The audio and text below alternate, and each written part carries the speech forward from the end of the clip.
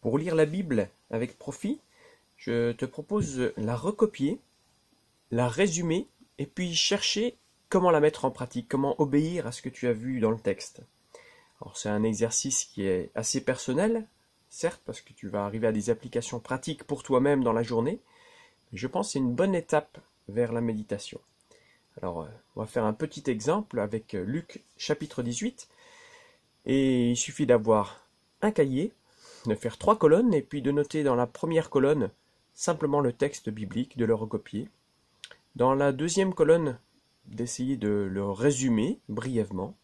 Et puis dans la troisième colonne, de voir comment je pourrais le mettre en pratique aujourd'hui. Alors exemple. Jésus leur dit une parabole pour montrer qu'il faut toujours prier et ne pas se lasser. Donc par cette histoire, Jésus encourage à persévérer dans la prière.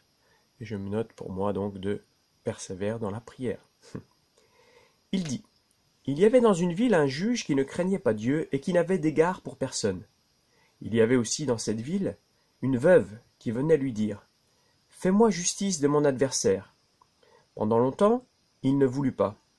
Mais ensuite, il dit en lui-même « Bien que je ne craigne pas Dieu et que je n'ai d'égard pour personne, néanmoins, parce que cette veuve me cause des ennuis, je lui ferai justice, de peur que jusqu'à la fin elle ne vienne me casser la tête. » Donc je me note, une veuve, à force de harceler un juge, finit par obtenir justice. Et je veux remercier Dieu pour sa bonté parce qu'il est loin d'être ce juge inique qui n'en a rien à faire de moi. Le Seigneur ajouta, « Entendez ce que dit le juge inique. Et Dieu ne ferait-il point justice à ses élus qui crient à lui jour et nuit, et tarderait-il à leur égard? Je vous le dis, il leur fera promptement justice. » Donc, à plus forte raison, Dieu fera justice à ceux qui lui demandent. Et je me note comme application d'avoir confiance en la justice de Dieu. Mais quand le Fils de l'homme viendra, trouvera-t-il la foi sur la terre? Est-ce que la foi sera encore au retour de Jésus? Et je m'encourage moi-même à persévérer dans la foi, entre parenthèses, simple. On continue la lecture. Il dit encore cette parabole pour certaines personnes qui se persuadaient d'être justes et qui méprisaient les autres. 2 hommes montèrent au temple pour prier. L'un était pharisien et l'autre péager. Jésus raconte maintenant une histoire pour ceux qui se croient meilleurs que les autres.